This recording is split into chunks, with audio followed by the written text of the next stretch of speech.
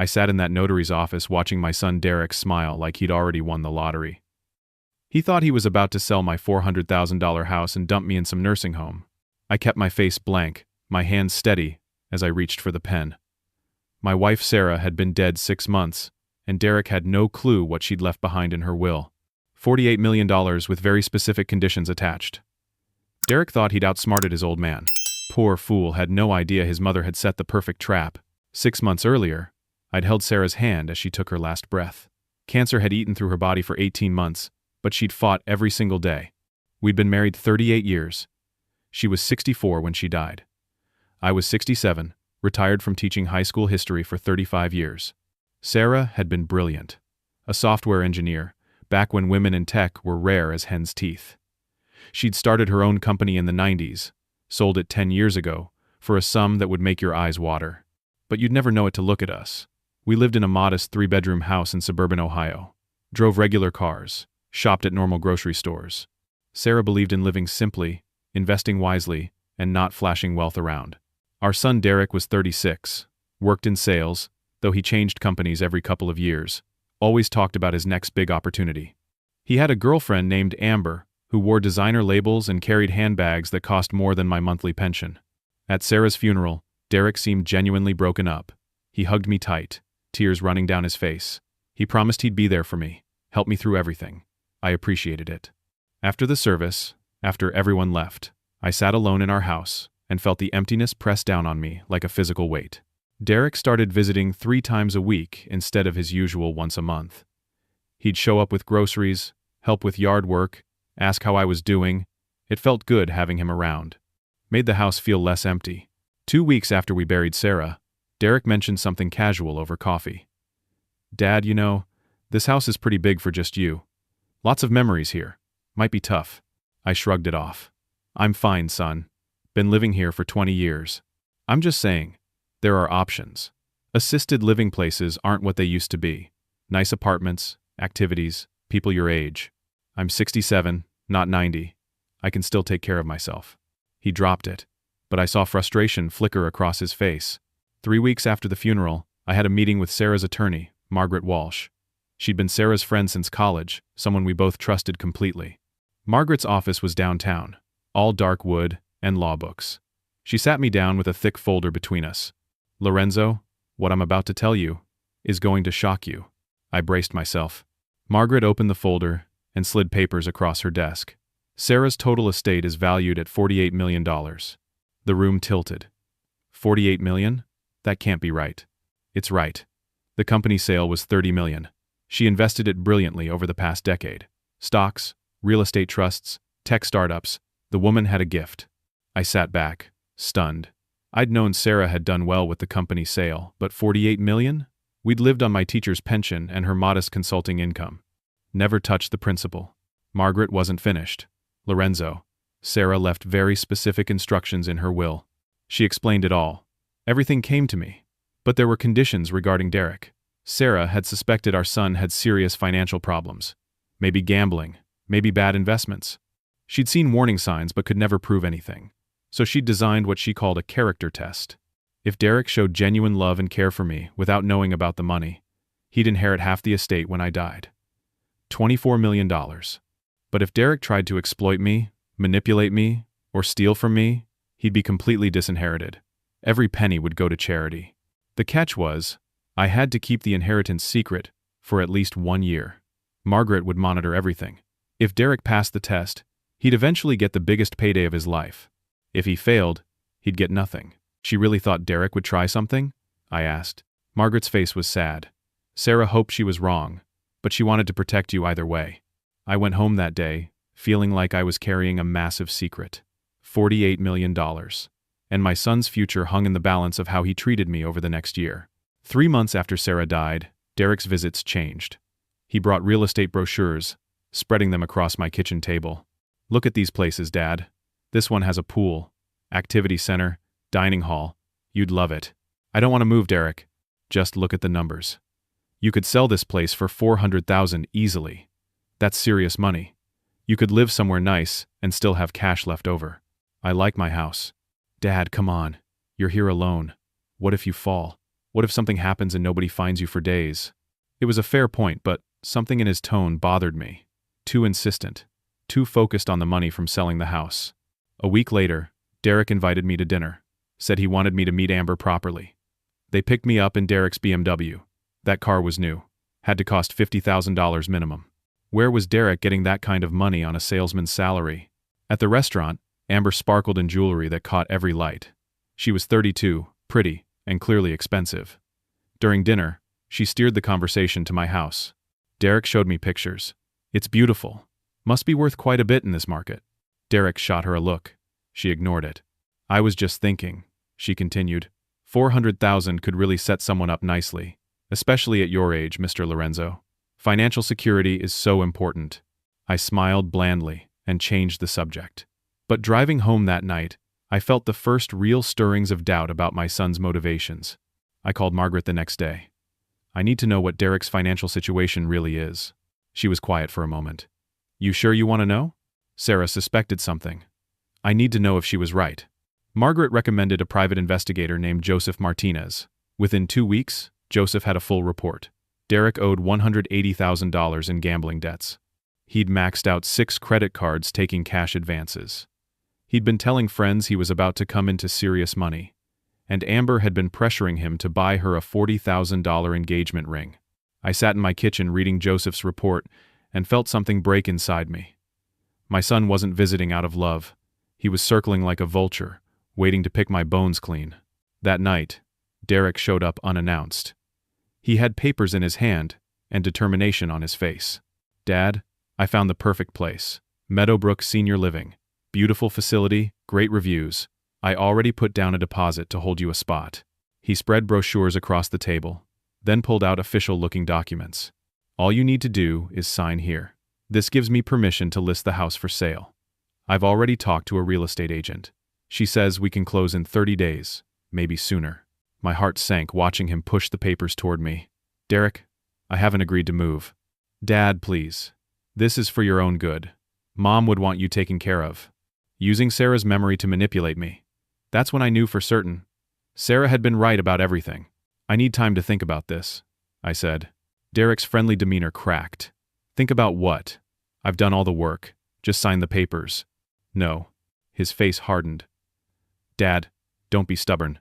My house. My decision. I'm not signing anything tonight. He grabbed the papers, shoved them in his folder, and left without another word.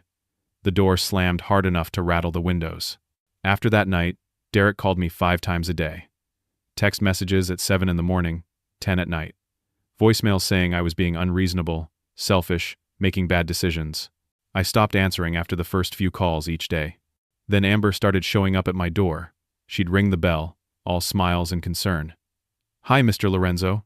Derek's so worried about you. I brought some information about assisted living facilities. She'd try to invite herself in, ask questions about my finances.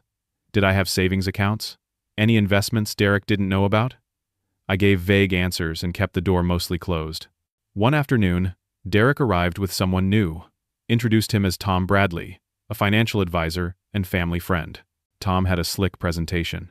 Charts and graphs showing how someone my age should be liquidating assets, simplifying portfolios. He talked about being asset-rich but cash-poor.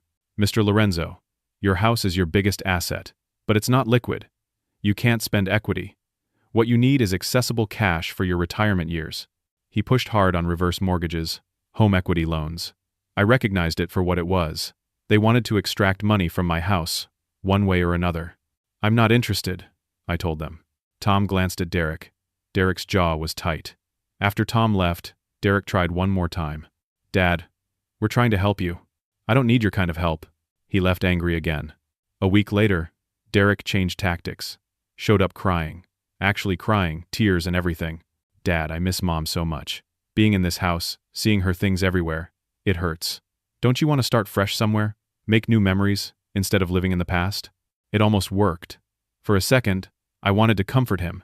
Give him what he wanted. Then I remembered the private investigator's report. The gambling debts. The lies.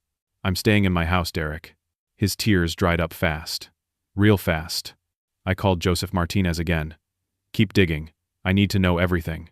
Joseph came back with worse news. Derek had been telling people at bars, at his gym, that his old man was sitting on a fortune and didn't even appreciate it.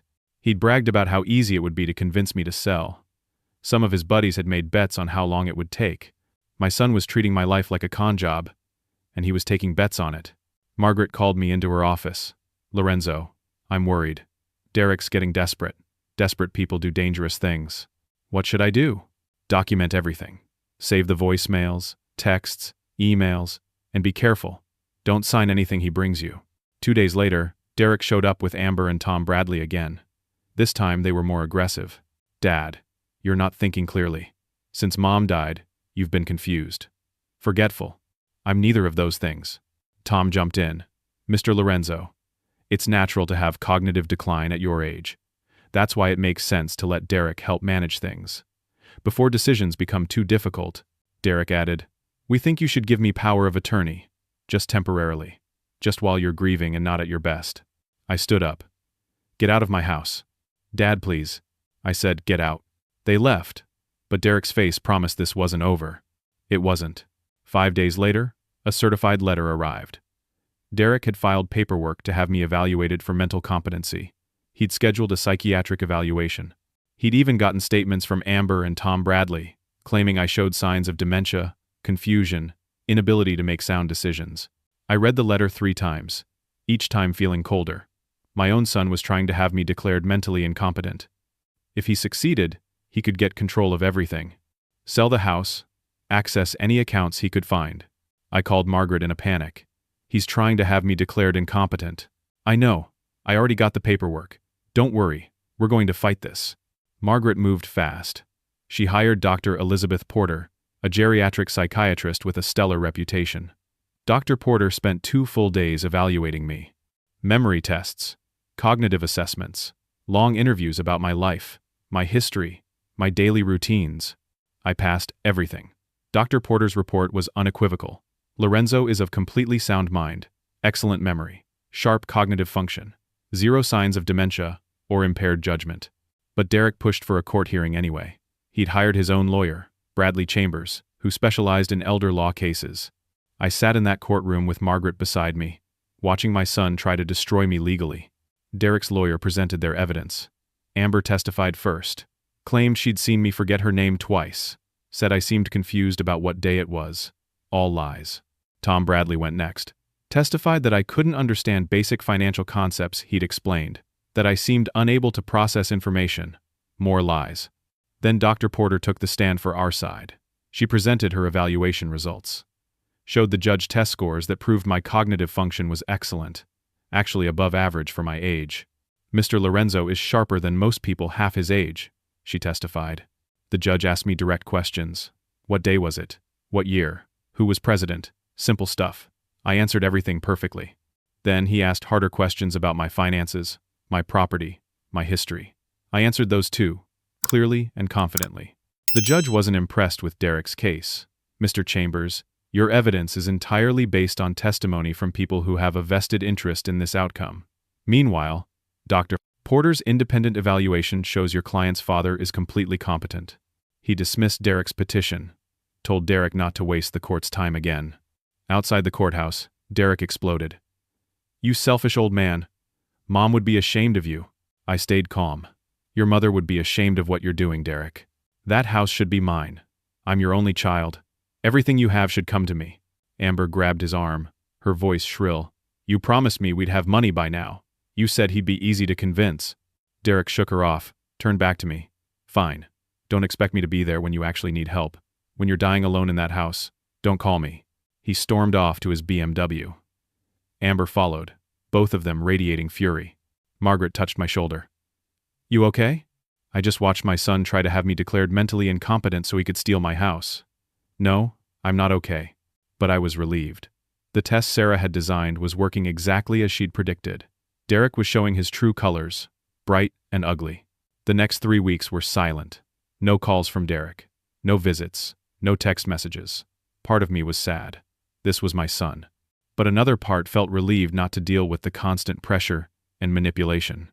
I filled my days with routines. Volunteered at the library. Took long walks. Worked in the garden Sarah had loved. The house felt empty at night though. I missed Sarah desperately. Wish she was there to talk to about all of this. Margaret checked in regularly. Only 4 more months until the 1-year mark. Then, we can reveal everything. What if Derek doesn't change? What if he stays like this? Then the money goes to charity, and you'll know you made the right choice following Sarah's wishes. I thought about that a lot. $24 million Derek could have had. All he had to do was treat me like a human being instead of an ATM machine. Then, on a Tuesday morning, Derek showed up at my door. His whole demeanor was different. Softer. Sad. "Dad, can we talk?" I let him in, cautious. He sat at the kitchen table where we'd had so many fights over the past months. "I've been awful, I know that. Losing Mom messed me up bad. I wasn't thinking straight." Tears ran down his face. These looked real, not like the crocodile tears from before. "I treated you like an obstacle, instead of my father. I'm so sorry." I wanted to believe him. This was my son. What changed? "I've been going to therapy, dealing with grief, and I realized I was about to lose you too. Not to death, but to my own stupidity."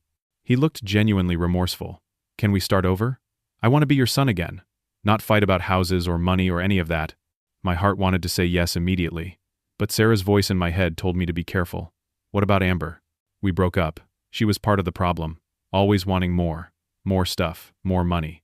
It was toxic." "That was encouraging. What about your debts?" His face showed surprise. "You know about those?" "I know everything, Derek." He nodded slowly. "I'm working on it. I made mistakes, bad investments, some gambling, but I'm getting help." We talked for 2 hours that day. It felt like the first honest conversation we'd had in months. When he left, I felt something I hadn't felt in a long time. Hope. Over the next 3 weeks, Derek visited regularly, brought lunch, helped fix things around the house. We watched baseball games together, talked about Sarah, shared memories.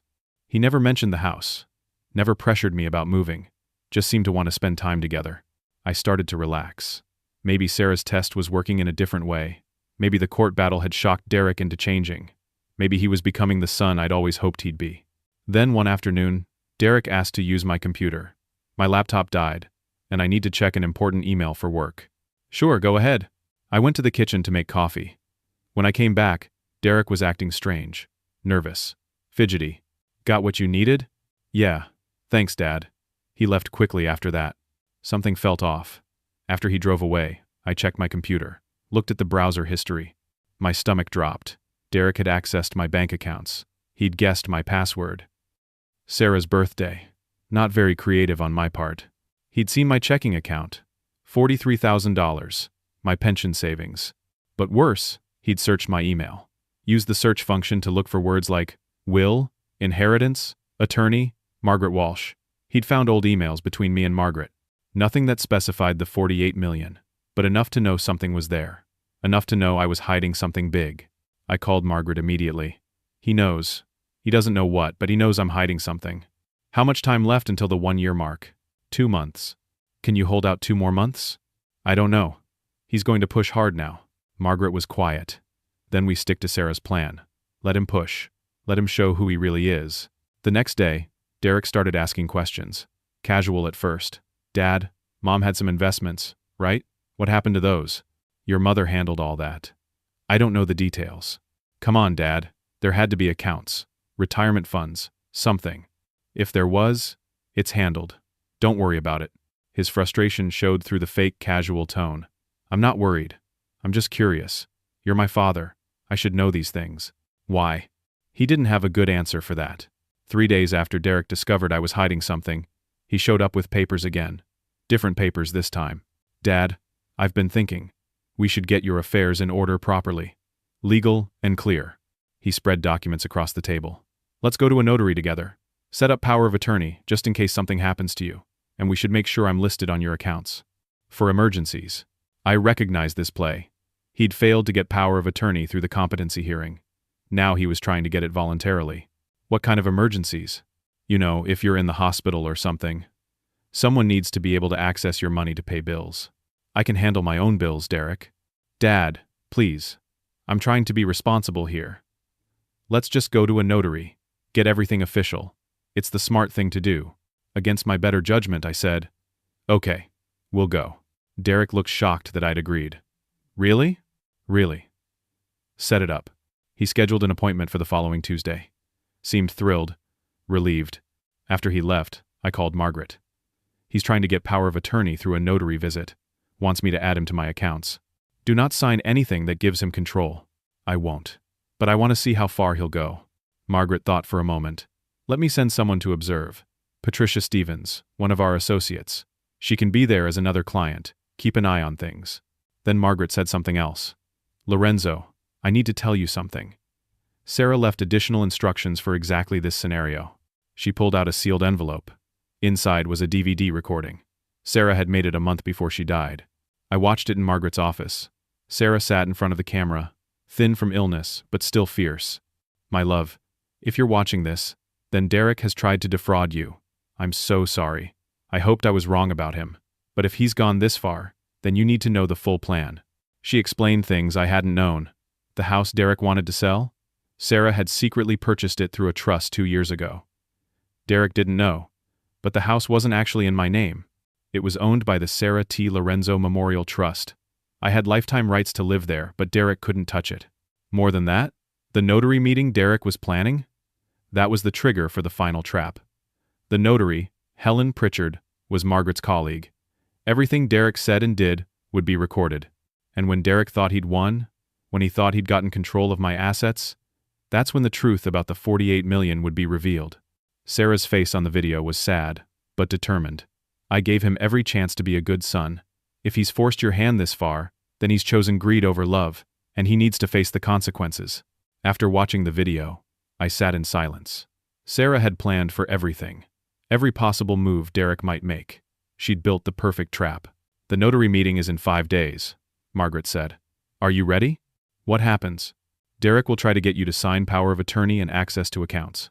We'll have everything recorded, and then we'll reveal the truth about the inheritance. About what he could have had if he'd just treated you with love instead of greed. He's going to lose $24 million. He already lost it. The moment he tried to exploit you. This just makes it official. Meanwhile, Joseph Martinez, my private investigator, called with more information. He'd been following Derek. Mr. Lorenzo, you need to know this. Derek met with a mortgage broker 3 days ago. A mortgage broker? For what? He's planning to take a home equity loan against your house. With power of attorney, he could forge your signature on the paperwork. He told the broker his father was willing but needed help with the details. My blood ran cold. Derek wasn't just trying to get access to my accounts. He was planning to steal $300,000 by putting a loan against my house. There's more, Joseph said. His girlfriend is back. I thought they broke up. Apparently not. I saw them together at an expensive restaurant last night. They were celebrating. I got close enough to hear some of the conversation. Joseph played me a recording. Derek's voice, cheerful and confident. By next week, we'll have $300,000 to work with. The old man doesn't even know what he's signing. Amber's voice. Are you sure he'll sign? Derek. He trusts me now. Thinks I've changed. It's going to be so easy. Amber laughed. To stupid parents and early inheritances.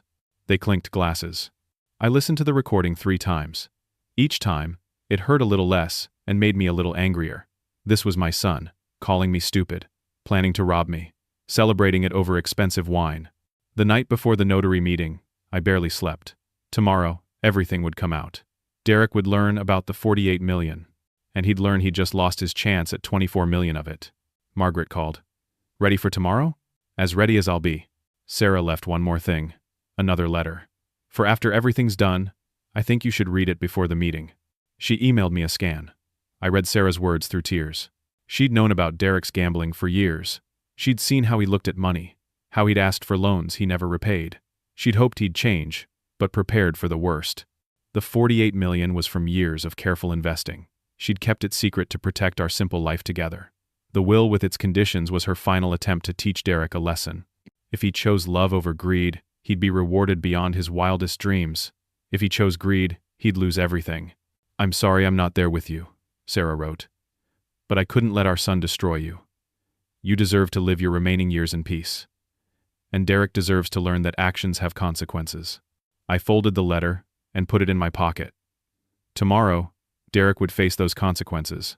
The morning of the notary meeting, I dressed carefully. Put Sarah's wedding ring in my pocket for courage. Margaret called one more time. Everything's set.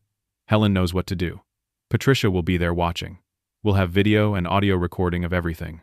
And after? What happens after? That depends on Derek. But one way or another, this ends today. I drove to Helen Pritchard's office. It was in a small business complex, ordinary looking. Derek pulled up right after me in his BMW. Amber was in the passenger seat, watching. Derek got out, big smile on his face. "Hey Dad, ready for this?" "Ready as I'll be." We walked into Helen's office together. My son had no idea he was walking into the trap his mother had built specially for him, and I was about to watch it snap shut. Helen Pritchard's office was small, but professional. Neutral colors, a desk with neatly organized papers, certificates on the walls. Patricia Stevens was already there, sitting in a chair against the wall, pretending to review documents of her own. Helen stood to greet us. Mid-50s, calm demeanor, professional smile. "Mr. Lorenzo, Derek. Please, have a seat." Derek carried his thick folder of documents. He sat down confidently, like a man who'd already won. Helen sat behind her desk. "So, what can I help you gentlemen with today?" Derek jumped right in. "We're here to establish power of attorney. My father wants me to manage his affairs." He pulled papers from his folder, spreading them across Helen's desk. She examined them carefully, taking her time. "These documents give you complete financial control over your father's accounts and property." "Right. Dad's getting older, and he wants to make sure someone can handle things if he needs help." Helen looked at me. "Mr. Lorenzo, is this accurate? You want to give your son power of attorney?" I'd practiced this part with Margaret. Derek said this was just for emergencies. Derek's hand landed on my shoulder, gentle but firm. "It is, Dad. Just so someone can help if you need it." Helen made notes. "And you understand what you're signing?" I played it uncertain. Derek explained it. Derek interjected smoothly. "My father gets a little confused with legal language. That's why I'm here to help." Helen's expression stayed neutral, but I saw her eyes flick to the recording equipment hidden in the bookshelf behind her desk. Derek pulled out more papers. "We also need to establish a home equity line of credit." Helen looked up sharply. "A loan against the property?" "Right. Just as a safety net. In case Dad needs access to funds for medical care or emergencies." Helen looked directly at me. "Mr. Lorenzo, do you understand this would put a loan against your home? You'd owe money on the property." I hesitated. Exactly as planned. "Derek, I thought this was just paperwork." "It is, Dad. Don't worry about the details. This is all standard stuff." Derek pointed at signature lines on multiple documents. "Just sign here, here, and here.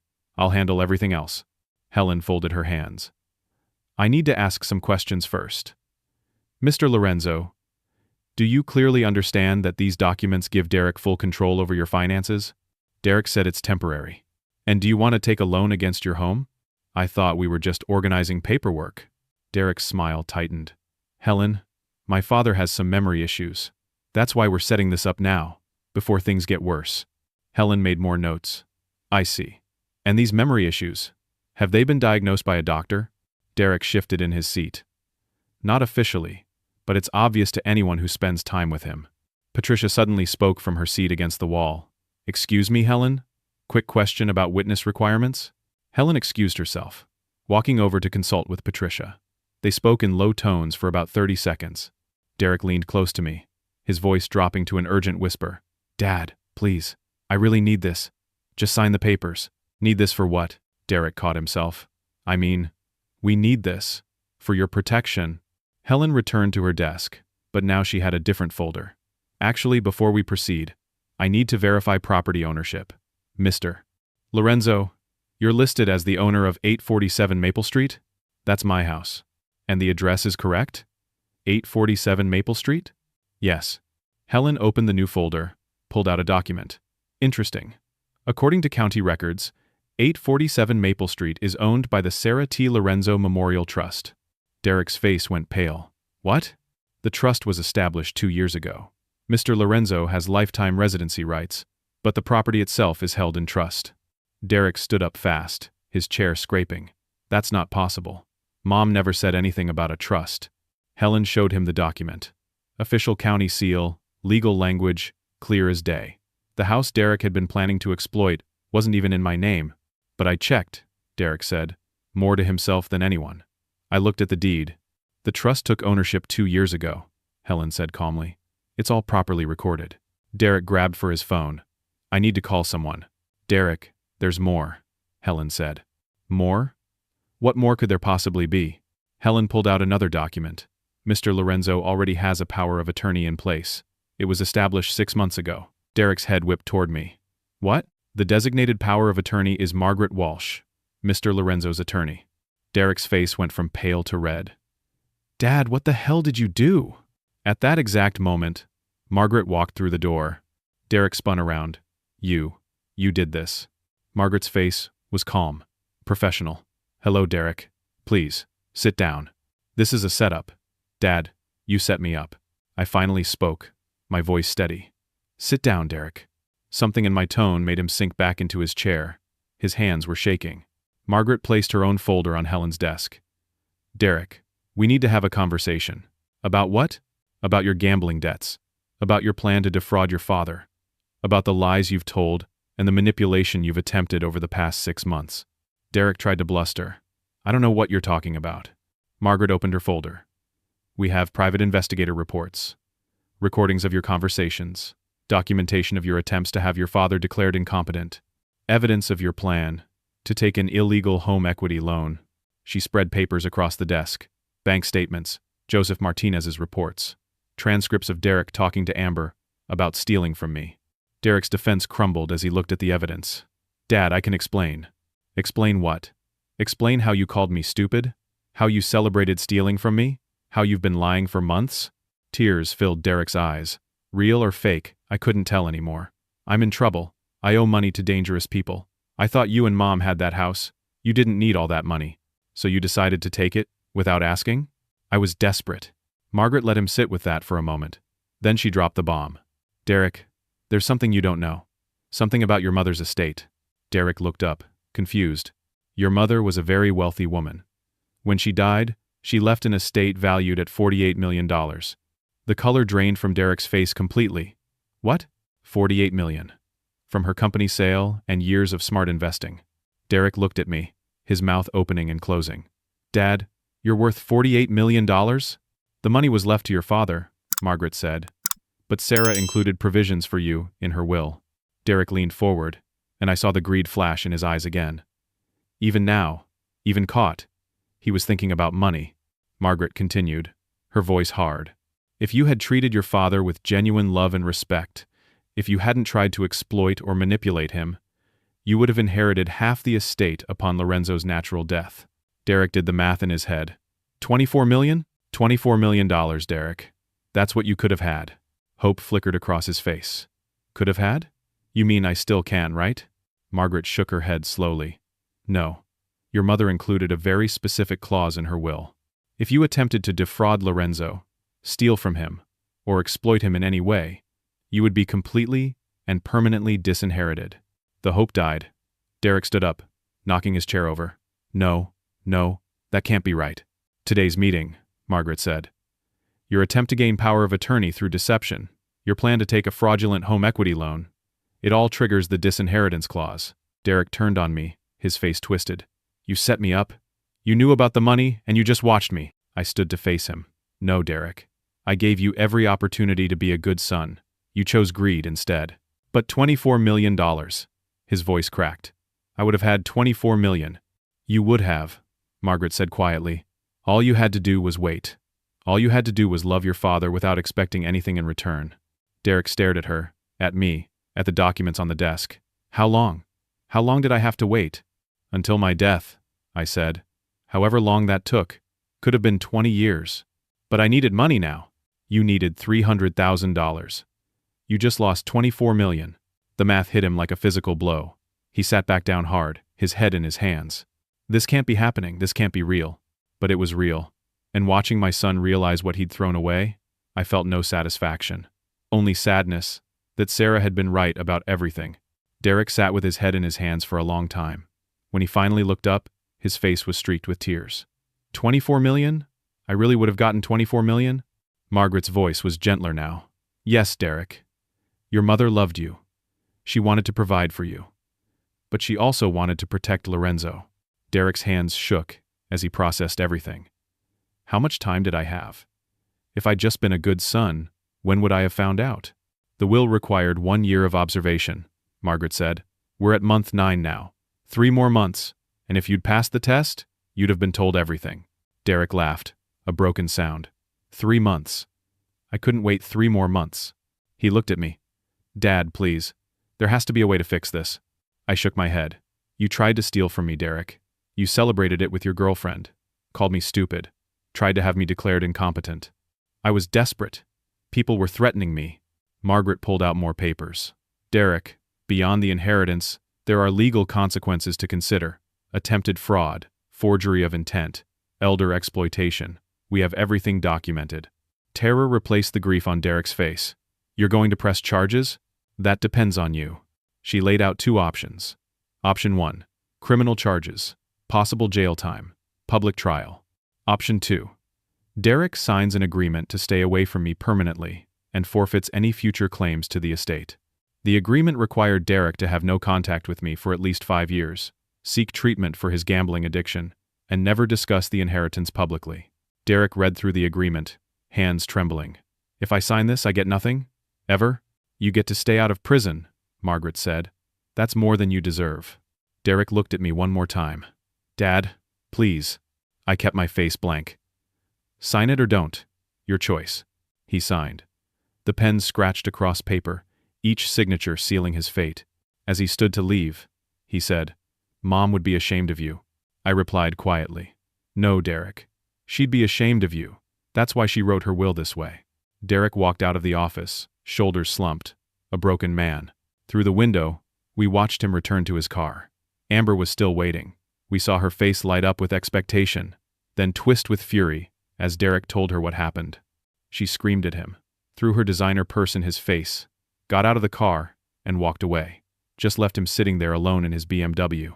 After Derek left, I sat in silence. Margaret touched my shoulder. Lorenzo, are you okay? I just lost my son. You lost him a long time ago. Today you just acknowledged it. Patricia brought water. Helen offered tissues. I cried, but not for the money. For the relationship that could have been. For the son I'd raised who'd become someone I didn't recognize. Margaret handed me another envelope. Sarah wanted you to read this after everything was resolved. Inside was Sarah's handwriting, familiar and beloved. She explained that she'd known about Derek's gambling for years. She'd seen how he looked at money, how he'd asked for loans he never intended to repay. She'd hoped he would change, but she'd prepared for the worst. The $48 million came from her careful investing over 2 decades. She'd kept it secret to protect our simple life, to keep money from poisoning our family. The will was her final lesson to Derek. Choose love over greed, and be rewarded. Choose greed, and lose everything. I'm sorry I'm not there with you, my love, she wrote. But I couldn't let our son destroy you. You deserve peace in your remaining years.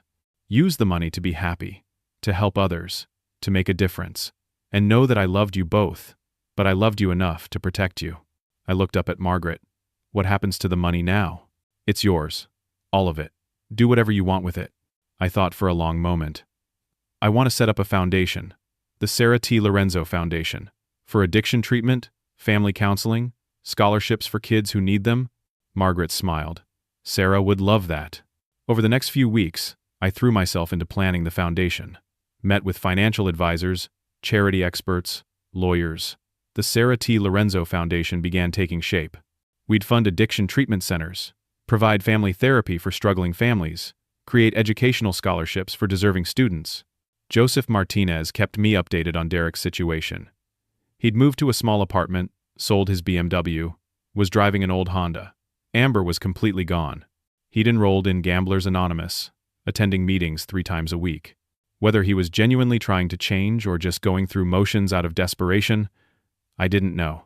3 weeks after the notary office confrontation, my phone rang. Unknown number. Hello? Mr. Lorenzo?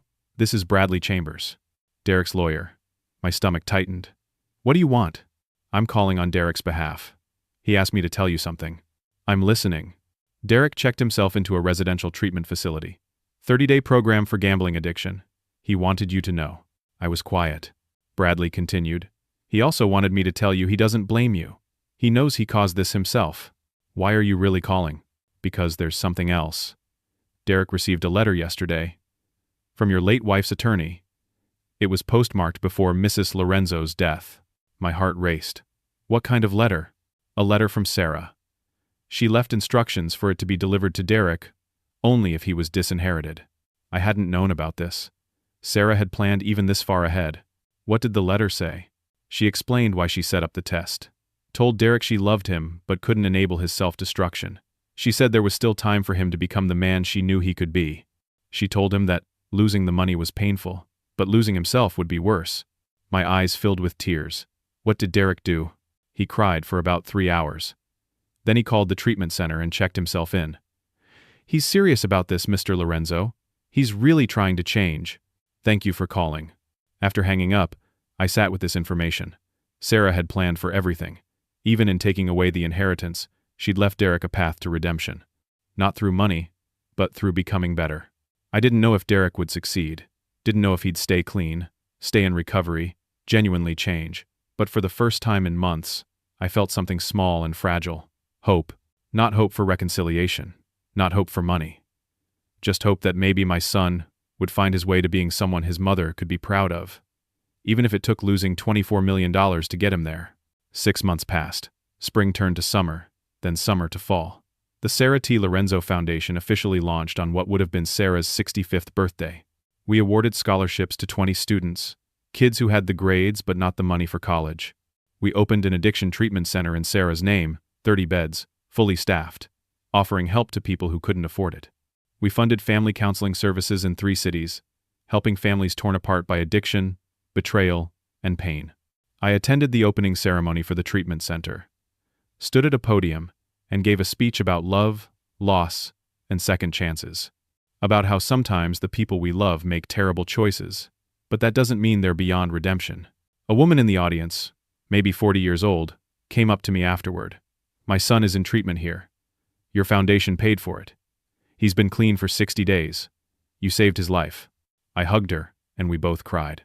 My days developed a new rhythm. Mornings working with foundation staff, reviewing applications, making decisions about where the money could do the most good. Afternoons in my garden, tending the flowers Sarah had planted years ago. Evenings reading on the porch, sometimes watching baseball, sometimes just sitting in the quiet. The house didn't feel as empty anymore. I'd made friends through the foundation work. People would stop by for coffee, call to talk about projects, include me in their lives. One Tuesday afternoon, mail arrived with a handwritten envelope, return address, Desert Hope Treatment Center, Arizona. I recognized it, Derek's facility. My hands shook as I opened it. Derek's handwriting, neater than usual, covered 2 pages. He wrote about his 90 days in treatment, how he'd completed the initial 30-day program but stayed for extended care, how he'd worked through his addiction, faced the demons that had driven him to gambling. I realized now I was chasing something I couldn't name, he wrote. Mom's death left this hole, and I tried to fill it with money, with Amber, with plans and schemes. But the hole just got bigger. He wrote about the moment he'd received Sarah's letter. How it had broken him completely but also saved him. Mom knew exactly what to say. She told me the money didn't matter. She told me I mattered, that I could still become someone worth being. He told me he'd gotten a job at the treatment center, making minimum wage, helping with intake, talking to new patients about what they were facing. I'm living in a sober house with 3 other guys, driving a car that's older than I am. And Dad, I'm happy. Actually happy. Maybe for the first time in years. The treatment center is funded by Mom's foundation. I didn't know that when I came here. But when I found out, it meant everything. Even after I tried to steal from you, her money is helping me heal. I don't expect forgiveness. I don't deserve it. But I wanted you to know, I'm trying. I'm becoming the man Mom believed I could be. The man you deserved as a son. I love you, Dad. I'm sorry for everything. Your son, Derek. I sat with that letter for a long time. Reread it twice. Then I picked up my phone and called Margaret. I want to add something to the Foundation's programs. Support services for children of addicts. Help them before they follow the same path. Margaret understood immediately. We can do that. That evening, I did something I'd thought I'd never do. I called Desert Hope Treatment Center, asked to speak with Derek. After a moment, his voice, uncertain, Dad? Hi, Derek. I got your letter. Silence on his end. Then, I meant every word. I know you did. We talked for 30 minutes. Careful conversation, nothing too deep. He told me about his work at the center, the patients he was helping. I told him about the foundation, the scholarships, the lives being changed. I didn't offer forgiveness. Too much had happened for that. But I offered something else. Keep working on yourself. Keep helping others. And maybe, in time, we can figure out what our relationship looks like. His voice cracked. Thank you, Dad. I won't let you down. Don't do it for me. Do it for yourself. Over the following months, the foundation's impact grew. We helped 300 families, funded treatment for 50 people struggling with addiction, gave scholarships to 100 students.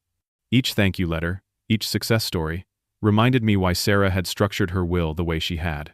The money was doing more good than it ever could have sitting in accounts or being frittered away by Derek on gambling debts and expensive girlfriends. I received a letter from a mother whose daughter got addiction treatment through the foundation.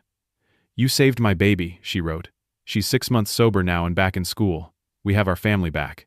I received a letter from a college freshman on a foundation scholarship. I'm the first person in my family to go to college. My mom works 3 jobs and still couldn't afford tuition. Your scholarship made this possible. I'm studying to be a teacher. Each letter went into a folder I kept. Evidence that Sarah's money was changing lives. 9 months after the treatment center call, Derek sent photos, him with patients, leading group therapy sessions. He'd been promoted to assistant director, living in his own small apartment now, managing his money carefully. We talked every few weeks. Short calls, nothing heavy.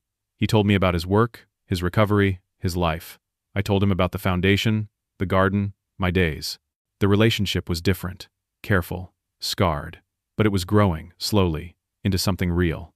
One afternoon, I visited Sarah's grave, brought her favorite flowers, lilies, sat by her headstone, and talked to her like she was there. You were right about everything. Derek needed to hit bottom. The money is helping hundreds of people. And I'm okay. I miss you every day, but I'm okay. A breeze rustled through the trees. I smiled, feeling her presence. Thank you for protecting me. Thank you for the plan. Thank you for loving us both enough to do the hard thing. I thought about the day in the notary's office. Derek's face when he learned about the $48 million, the moment he realized what he'd lost. That moment had destroyed him. Yes, but it had also been the beginning of his redemption. Sometimes love means giving people what they need, not what they want. Sometimes it means letting them fail spectacularly so they can learn to stand on their own. Sarah had understood that. She'd built a trap, yes, but not to punish Derek, to save him. The inheritance test was never really about the money. It was about character, about choosing love over greed, about becoming someone worthy of the gift, not someone entitled to it. Derek had failed the test, lost $24 million. But in losing it, he'd found something more valuable. His self-respect, his purpose, his humanity. I stood from Sarah's grave, kissed my fingers, touched her headstone. I'll be back next week, love. Walking back to my car, I thought about the journey, from Sarah's death, to Derek's betrayal, to the confrontation to his recovery. Every step had been painful. Every step had been necessary. That night, sitting on my porch watching the sunset, I felt something I hadn't felt in over a year. Peace. The house that Derek had tried to steal was still mine. The $48 million that he'd tried to access was funding programs that changed lives. My son was sober, employed, making amends not through words, but through actions. I thought about what I'd tell Sarah if she were sitting beside me. Thank God I stayed silent, I'd say. Thank God I didn't tell Derek about the money right away. Because if I had, Derek would have destroyed himself with it, gambled it away, let Amber spend it, lost it to bad decisions and worse friends. Instead, the $48 million trap had snapped shut exactly as Sarah designed it, and in doing so, it had saved 3 people. It had saved me from being exploited by my own son. It had saved hundreds of strangers through the foundation's work. And most importantly, it had saved Derek from himself. Sometimes the greatest gift you can give someone isn't money. It's the chance to hit bottom, face themselves, and climb back up. Sarah had given Derek that gift, and me, and everyone touched by her foundation. As darkness fell and stars appeared, I raised my coffee cup toward the sky. To you, Sarah, you brilliant, strategic, loving woman, you knew exactly what to do, and it worked. Thank you for the $48 million trap. Thank you for staying silent from the grave. Thank you for teaching us all what really matters. The stars twinkled. Somewhere, I knew Sarah was smiling. Now let me ask you something. If you were in my position, watching someone you love make terrible choices, would you have had the strength to let them fail? Would you have stayed silent about the inheritance, knowing your son was destroying your relationship? Or would you have told him everything and hoped for the best? It's a question with no easy answer, but I'd love to hear your thoughts in the comments below. If this story moved you, if it made you think about family, love, and the complicated nature of inheritance, please hit that like button. Subscribe to hear more stories about real life, real struggle, and real redemption, and share this with someone who might need to hear it. Sometimes the people we love need tough love more than easy answers. Thank you for listening to my story. Thank you for being here. I hope wherever you are, whatever you're facing, you find the wisdom to make hard choices when necessary, and the courage to trust that sometimes loss leads to something better. May you and your families find peace, understanding, and the strength to do what's right even when it hurts. Until next time, take care of yourselves and each other.